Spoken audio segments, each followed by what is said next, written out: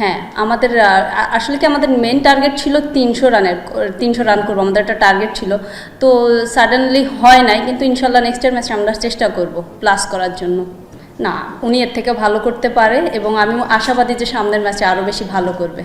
আসলে যখনই হইতেছে টিম রেজাল্ট করে সবাই একটু ডিফারেন্ট ফেসে থাকে, কারণ সবাই চেষ্টা করে যে আমার ম্যাচটা উইন হোক বা আমরা একটা ভালো রেজাল্ট দিই, বাংলাদেশকে একটা ভালো রেজাল্ট দিই। তারপরে দেখা যাইতেছে যে যখন ম্যাচ উইন করে সবাই একটু ডিফারেন্ট ওয়েতে নিজেদেরকে একটু তুলে ধরার চেষ্টা করে। উনি যে ব্যাটিংটা করছে অবশ্যই সে অনেক ভালো ব্যাটিং করছে। এই সেকেন্ড টাইম তাকে দেখলাম এত এগ্রেসিভ ব্যাটিং করতে। তো সে চাইলে ভালো ব্যাটিং করতে পারে, আরও বেশি ভালো হইতো যদি কিনা সে সেঞ্চুরিটা মারতে পারতো।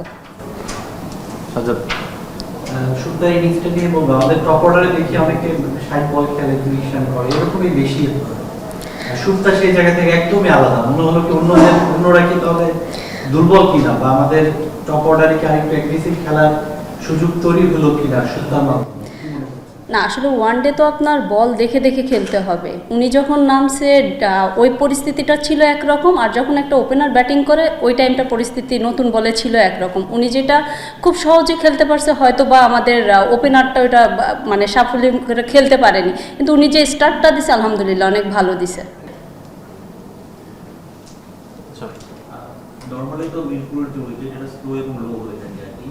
তো আপনাদের কাছে কি মনে হয়েছিল যে কত রানের উইকেট ছিল, আর পাশাপাশি হচ্ছে যে যেহেতু আপনারা হোমে খেললেন, তো মানসিকভাবেও কি আপনারা আয়ারল্যান্ডের সাথে এগিয়ে ছিলেন?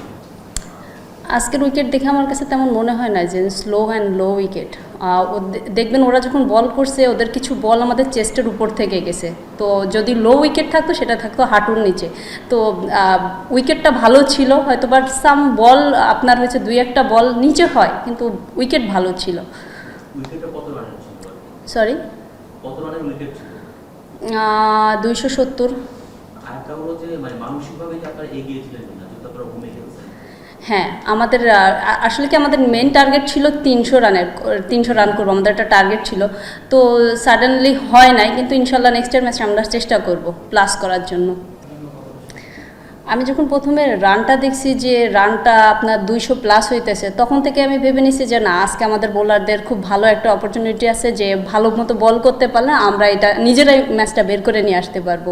তো আমি, নাহিদা, রাবেয়া, ফাইমাপু একসাথে যখন 4জন কথা বলছি, আমাদের কাছে মানে উনরা আর কি সিনিয়র আমাদের কাছে বলছে যে আজকে যত পারি আমরা উইকেটে বল করবো, উইকেটের বাহিরে আমরা কোনো চান্স দিব না।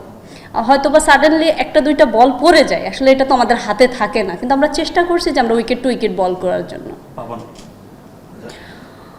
না, কারণ হইতেছে মারুফা যে স্টার্টটা দিছে, দেন হইতেছে আমি একটা স্প্লে করে দেওয়ার চেষ্টা করছি, দেন আপনার নাহিদা আসছে।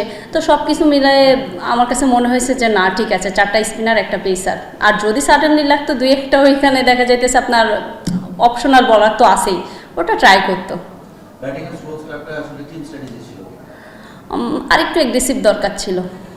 মামুন, সুতরাং আপনি বললেন যে উইকেটটা ভালো ছিল, তো আয়ারল্যান্ড মাত্র 98 রানে ফলাফল করে, এবং আপনি আগে 12 ম্যাচে সম্ভবত 12টা উইকেট নিয়েছিলেন, আজকে 3টা উইকেট নিয়েছেন, ক্যারিয়ার বেস্ট। তো ওই ব্যাপারে বলবেন যে বোলিংটা আসলে কীভাবে কোন প্ল্যানে করেছেন? দেন প্ল্যানটার মূলত থাকে হইতেছে হেড কোচের।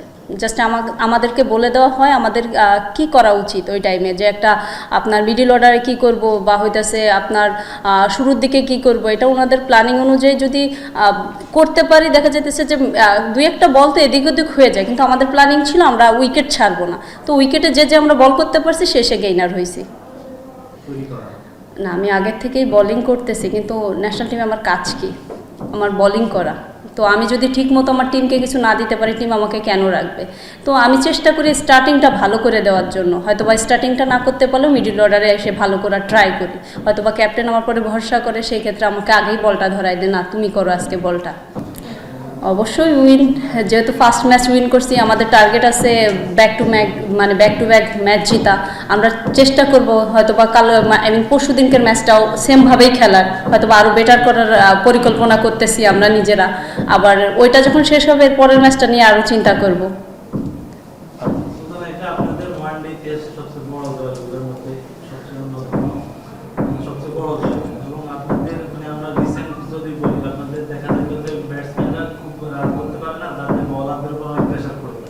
সেটাও আজকে আপনারা অনেক ওভারকাম করছেন, দুটো মিলাই কেমন হবে?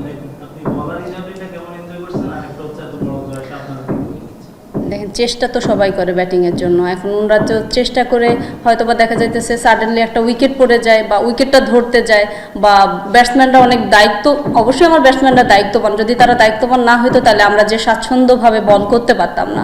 তো ওরা একটা স্টার্টিং দেয়, যেমন আজকে একটা স্টার্টিং দিছে, আমরা অনেক মানে ফ্রিলি বল করছি, আমার কাছে কোনো ধরনের প্রেশার মনেই হয় নাই। তো ওনারা যখন স্টার্টিংটা ভালো দিতে পারে আমরা তখন স্বাচ্ছন্দ্য বোধ করে বল করতে পারি। এত বড় জয়টা জি আলহামদুলিল্লাহ, এটা সারা বাংলাদেশ দেখতেছে আজকের জয়, আমরা চেষ্টা করবো এই ধারাবাহিক ধরে রাখার জন্য। Thank you. থ্যাংক ইউ ভাইয়া।